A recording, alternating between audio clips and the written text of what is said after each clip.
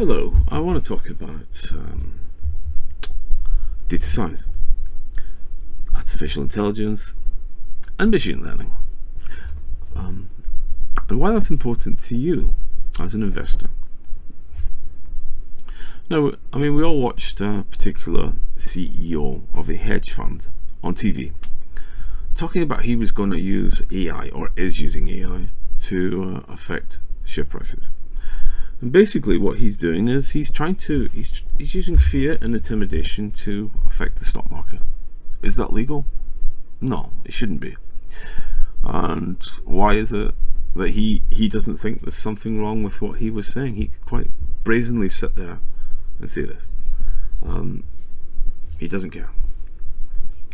So anyway, data science. What can we learn from it? I scrape the web. I scrape Yahoo Finance. That's a waste of time. I scrape Twitter. That's some other pages I'm not going to go into because you're giving something to the enemy if I give away things. But I also scrape FinViz, which is a great site for testing what they're saying about us, not what we're saying about ourselves. I like to test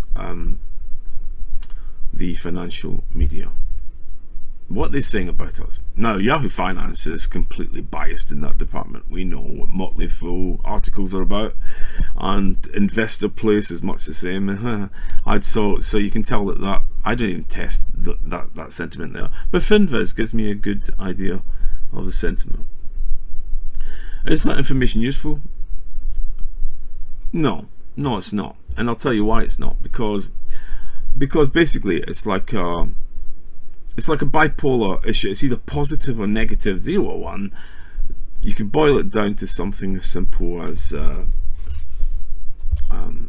yes or no, and that's how I feel about it. And I can assure you, when it's positive, that's when we probably face the biggest short ladder attacks and other nefarious activities going on, courtesy of our guy upstairs. So he is also testing this information. So I can show you that when we get a good positive score for financial media sentiment, he is probably turning on the big guns, which obviously affects the share price and ultimately reduces the sentiment, and even turns it negative. And that's what he's about. And that's why let's face it, you look at, I would say that Motley Fool is pretty much owned. They are just awful. They've attacked AMC for an entire year, and what amazes me is they try to when things are totally against what they're saying, they occasionally give us an okay story, as if they're calling it. They're not calling nothing. They've talked the stock down for an entire year. So you can see that some financial media is actually got at, and I would say the same for Yahoo Finance. So we have the devil talking about using artificial intelligence against us. Brazenly on TV, he's going to do this, and he is doing it. And then we think about the court case that he fought with a hedge fund in England, in London-based hedge fund, over the secret algorithm. This is the realm we are into. This is like future wars, my friend. This is, and that's not an exaggeration. Look at some of the people he's employed, affecting how people think and how they act, and influencing by panic and fear. I think that's a terrible thing. So in a nutshell, I would say data science is not what you should be fearing. Of course, the data science is not just it's only like a part of it. It's even a pseudoscience, in my opinion. It's more like a social science. It's like, I was looking at PhD data scientist. It's one of the courses I was doing. He was this man talking. He was paid all this money to find out why people were buying houses in a particular part of the country. And after like 6 months, it all came down to one thing: if the house had an extra bathroom. This is insane. So this guy was paid all this money to find out something you could just have learned in a survey. You know, you could just, if you just want to find something like that, I say ask people. And there was some other nonsense about a bus company also. They use data science to predict something, and I thought, what a load of rubbish. Why don't you just ask the people who travel on the bus? Why don't you just ask them? So let's put that aside. Data science, let's put that aside for a moment. What is a real threat is none of those things. It's machine learning. Machine learning, the same thing which is going to put a lot of people out of work in the years to come. Right, it's happening right now. I was looking at some geologists who in the oil industry, and these men were about to retire. And what they did was they worked with the company who was writing the software to replace their jobs. And in the end, after they'd told them everything they need to know, the machine learning was used to learn what it was and was doing it better. And unfortunately, you think about all the people who will never be employed now in that industry. And if you think it's not going to happen that you could go to the window at McDonald's and order a Big Mac to a robotic voice talking to you here, and then flip, flap, flop inside, and at the other end they a robot hand comes, sticks you out, here's your Big Mac. You know, that's deposit, flash your card and go. If you think that's not going to happen, I assure you it is going to happen. I would actually look at McDonald's. That's a good example right now, and the one behind us here is, you know, just around the corner here is it's gone halfway that already. I mean, it's like they've pretty much they're not using the counters, they're using the machines as you go in to order your food. People in the back flipping the burgers.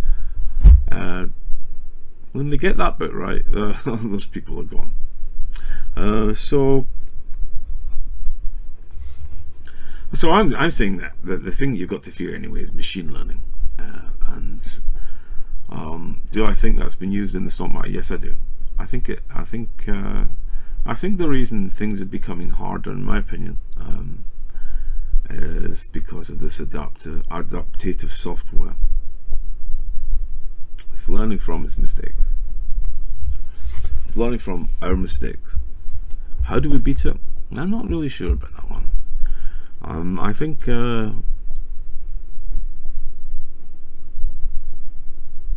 let's throw away every investing book you've ever read. Throw it away. Forget everything. It's a new world. Investing and trading. I think there's a good argument for day trading. I don't day trade. I don't like day trading. I swing trade, incidentally. I prefer swing trading. It gives me a few days to think about it. So anyway, what I'd say is this. All those bots on Yahoo Finance, on Twitter, are pretty real. They're there to bash stocks and affect share prices, and to frighten you into selling your shares. Those are real.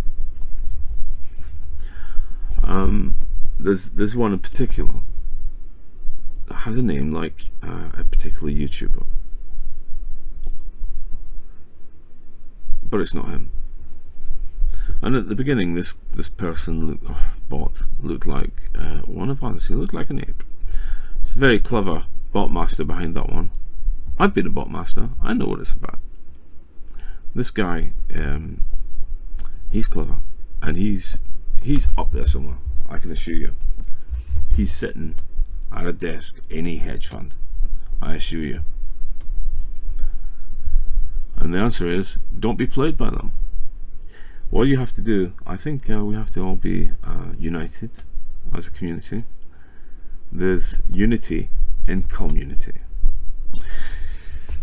And when these people are outed, you have to block them. You block them and never share them. It's like a particular person that's on Fox Business right now, who really bashes the stock. He's got it.